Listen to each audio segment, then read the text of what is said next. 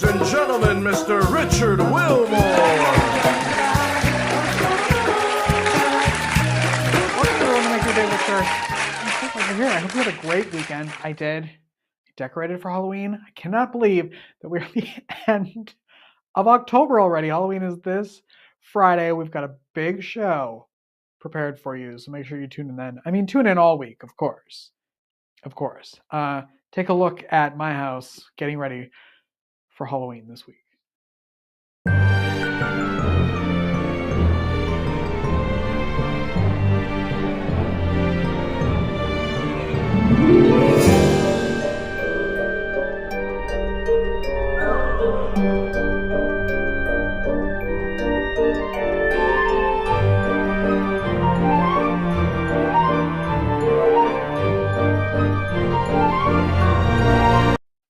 There you go. So if you're in the neighborhood, stop by our house, would you? All right. We tried to get her here a couple weeks ago, but you know what? I guess it just wasn't time. And now it is, because her incredible new book, It's Gonna Get Messy, is officially out and people are celebrating.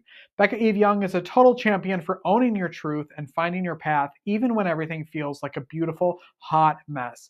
She wrote this book for anybody who feels lost or disconnected, and tells the story of how she walked away from the familiar script to find real, tangible human connection. Please give a huge, warm welcome to the amazing Becca Eve Young. Hit it, Big Infinite. Make your day richer than it was before. Got some good times knocking upon your front door.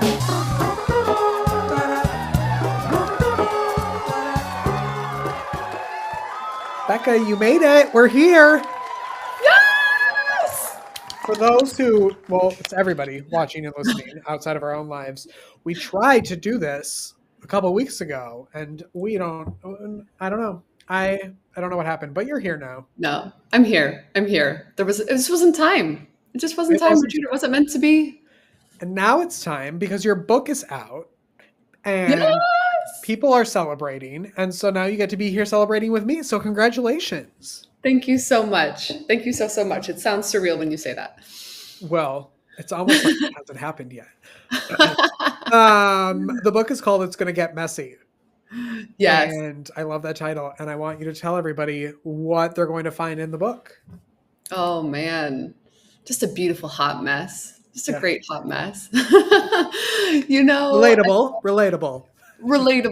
I wrote it for my past self.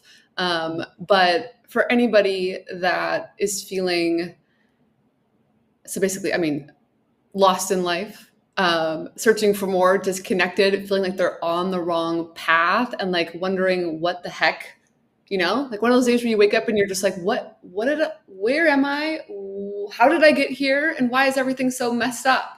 Mm-hmm. And so it's the story of, I guess, my healing, my path through everything falling apart, doing the things that we're all supposed to do, right? The familiar script, right? Get the career, do the thing, get the MBA, get the house, get the car, get the thing, get the wardrobe, get the whatever, doing all the things, and then you're like, oh, that didn't work. Something still feels off, yeah. Yeah, it doesn't work. And so so it's just my path of all of that falling apart pretty much all at once. Getting stranded abroad by my employer during a global pandemic. So I'm stranded in the desert alone for the first time in my adult life. And universe put me in a little bit of a timeout, a little bit of a, hey girl, hey, why don't you sit down and ask yourself for a change? I'm like, oh, that's a novel concept. I'd never thought about that before. Were you living a life where outside viewers thought that it was all of those amazing things that you were talking about, and it was shocking that it wasn't like that? Or how was that? Yeah. So, even as people begin to read and, dear friends, and I'm getting feedback, they're like, what? No, I was there. I was on the wedding day. And then when we talked, we FaceTime from Mexico. And, it just makes you realize how many layers of filters we all have in life, right? And so there's the filter of, what we filter within ourselves, what we allow ourselves to actually acknowledge and feel versus numb our way through. And then the toxicity that is social media, where we all just see these perfect photos and everyone's just like, oh, look at us on our vacation. And then like 5 seconds before, they're crying in the shower and they're screaming and they want to push them off the edge of a cliff. So, so yeah, friends were just like, I didn't know. And I'm like, you know what? I didn't even know. So, I write it in hopes that people will stop with the filtering, with the pretending that everything is just perfect, that we can all own the messy human experience that this is, because it is. And it's nobody escapes from that. Yeah. Yeah. I feel like we went on like this pendulum swing of like where we all tried to do it and especially I think during the pandemic, we all got to like curate our own things, and we were suddenly set designers because we were all on Zoom, and lighting designers, and we were all of these things, and then Zoom was having filters and we created that, and then we were like, oh crap, we're not connecting with anybody, and we need like real tangible things. And I think it feels like we're swinging back the other way of like, we just want authenticity now. Yeah. I'm so with you. I completely feel you.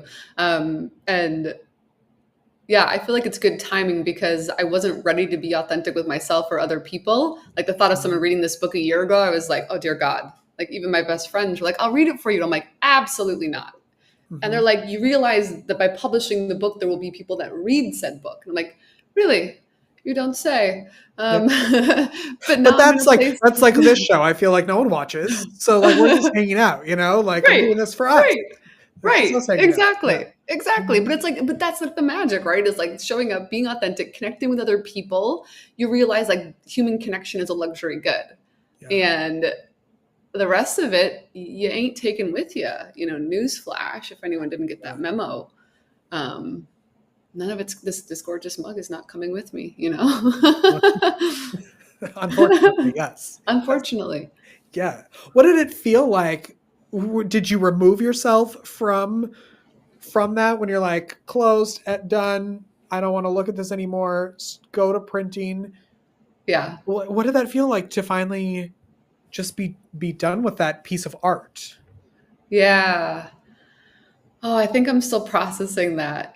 3 years of my life, it was not on my to-do list. And as part of the story, I got the very, very, very clear, crystal clear message, in my car, write the book. It was allowed. I pulled over and I'm like, oh no. I knew almost immediately, Yeah. I knew right away after everything that happened with my dad and that supernatural experience. I was like, crap.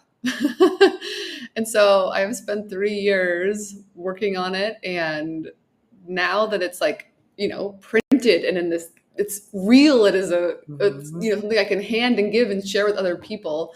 It feels surreal, but it feels wonderful. Yeah.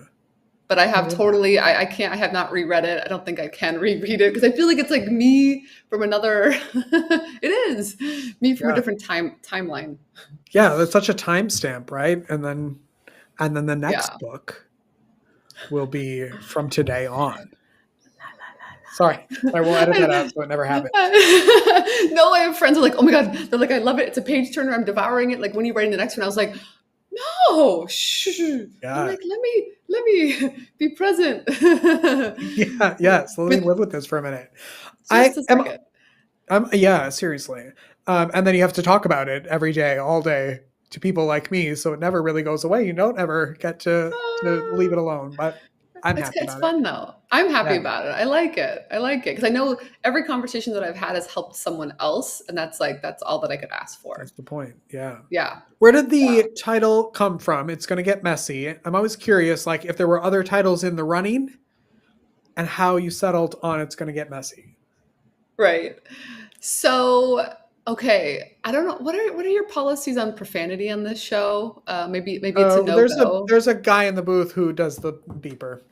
Oh, great. Okay. Yeah. So I think you're one of the first people that I've told this to, but the original title was Drink Fuck Zen. And because it's very much, I mean, there's a lot of, I love Liz Gilbert, there's a lot of parallels to that story, but I was like, that version of what she told of Eat, Pray, Love, we all learned later on that it wasn't the truth. And so I wanted to write a version of the marriage ending, everything falling apart, a crazy supernatural profound experience, and then what comes after that, right? And then also my editor's like, Becca, the algorithm doesn't love profanity when you do ad. Like, so she's just like, there's a very real, like, there's actual real, there's a real reason why, like, you don't want to like appease the algorithm gods. And I'm like, fine.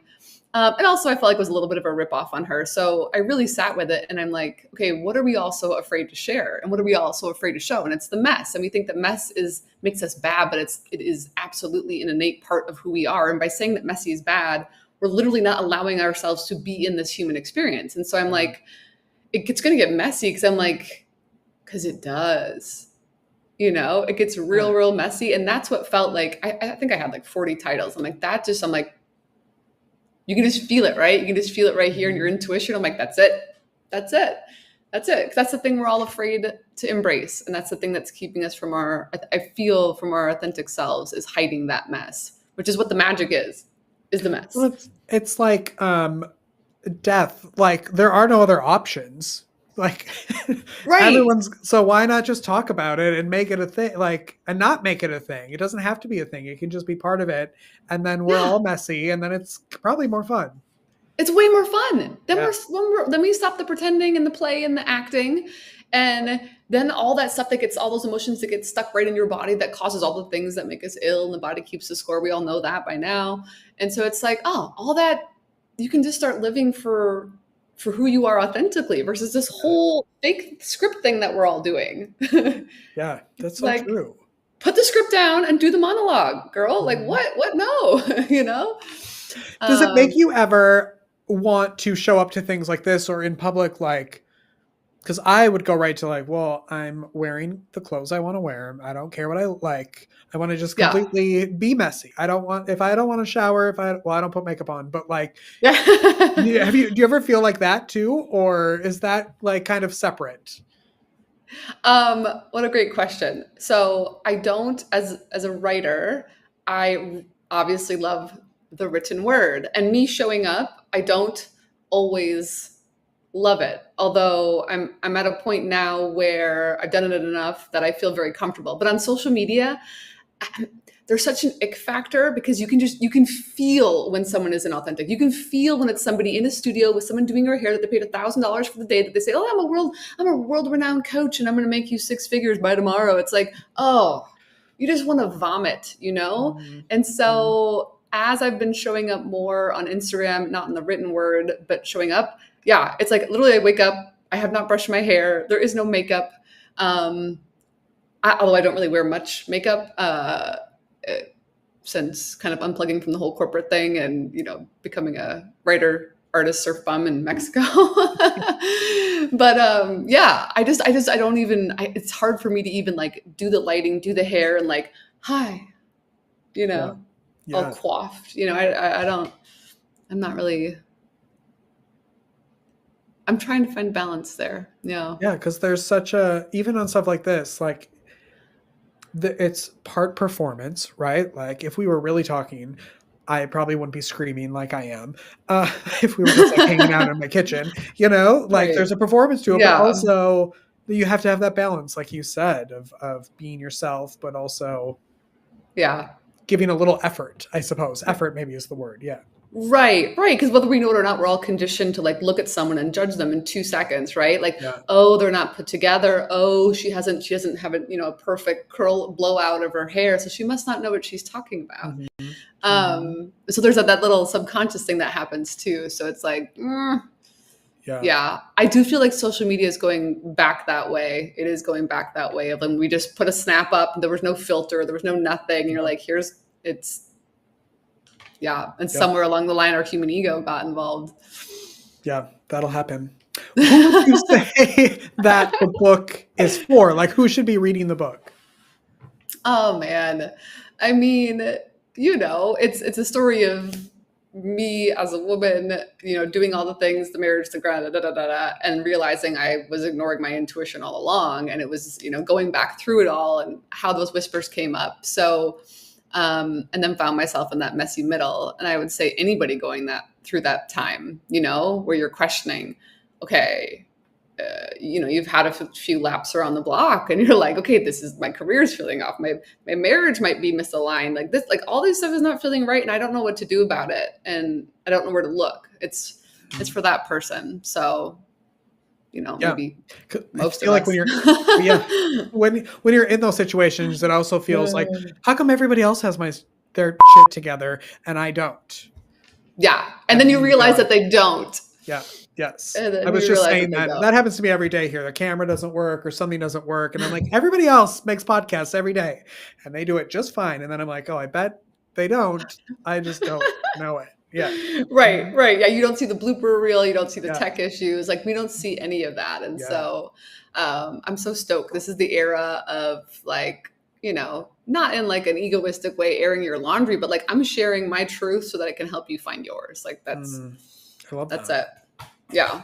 What's like one of the biggest misconceptions that you hear from people about like starting over and letting go of all of that? Yeah. That it's this big fucking deal. Be a lot of bleeps. I'm so sorry, everyone. Lots of bleeps on this show. That's a BFD. Yeah. Because it's not, we make everything be up to like, okay, you need this like 16 course module and I'm going to walk you through like your reinvention. And it's like, no, we're all trained in society to look for the answer outside of ourselves. There's this script that's playing that everyone is, unconscious of, that this is what success, money, fame, this is all the things. And 8 billion people are following this one script. And then you realize, oh, you are a totally unique, never like irreplaceable essence, human being, soul, energy. Like there's never going to be another you, right? And so people letting go of that, misconception that I have to ask for permission outside of myself, I have to see what people would do, and you tune into yourself. And it's so simple. It's so simple. But when you learn to tune into the compass that's within you, which is remarkably hard, but yet also ridiculously simple, then all those answers and those steps become abundantly clear. And so the key that we're all searching for outside of us is right here within. And that reinvention process is just beautiful little baby steps each day, keeping those promises to yourself so that you build the self-trust that you've lost over the years. And then you trust yourself in life and in actions. And then everything's like, oh, I actually have my back. And everything becomes infinitely easier once you stop betraying yourself. Yeah. And I think people think that, and I myself included, that when things are easy, that means it's not real or it doesn't work. And like we've made everything has to be complicated in order for it to be good or successful or to actually work for you. I worked for an arts and health nonprofit for a long time, and it was just like, no, just take a marker and doodle. Like it's not going in a frame in a gallery, like, but there's something to that can actually make you feel better. But that's so easy. So how can that be true? Right. And that's the magic, is those little things when you're like, oh, I've been dreaming of being an artist, and like you get in your head and next thing you know, you're looking at galleries and like what frame to do, and you haven't even begun to doodle, right? Yeah. And what we don't realize is the magic is beginning in the doodle. And then that showing up for yourself, that chasing your joy and excitement without like the expectations of what has to come down here. And as you do that again and again, as I wrote again and again each day, just like, okay, just like keep going, keep doing it. Like, and the next, I'm like, I have a book. I was like, who dropped this in here? I'm like, how did that happen? So the magic is simple steps. And people, I think, get all held up on in their minds going like, way to the end of the end zone. And you're like, no, just grab the ball. Yeah. Just grab the ball. Yeah. It's a little bit of a Yeah. sports reference, so you lost me there. But I realized I was like, let's wrong grab the crowd, script. wrong crowd. Just kidding. Wrong crowd. What did you want to be when you were a kid? When you grew up? A teacher. Yeah. So did I. Yeah.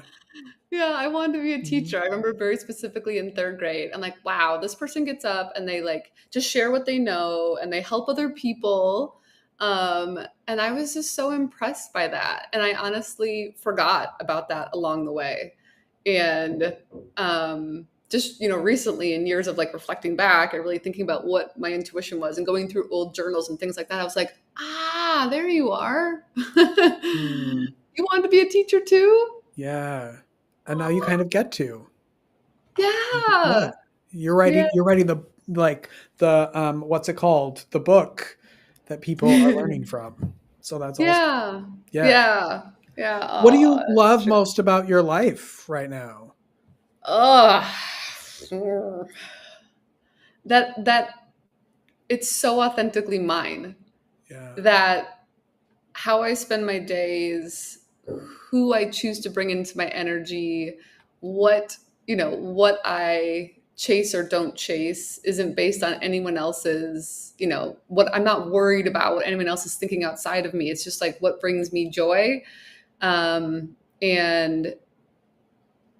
I'm just living exactly as I would want to without worrying about what others have to say about me, because I know like in my core I'm like I'm a good human. And Mhm. so our own worst enemy is that voice in our head. And I'm finally we're friends now, and that's nice. Mm. I mean, she's not always nice, but Like a good friend. They're not like a good always friend. Yeah. Yeah, it's not perfect. You're gonna have Mhm. days where you're like Yeah.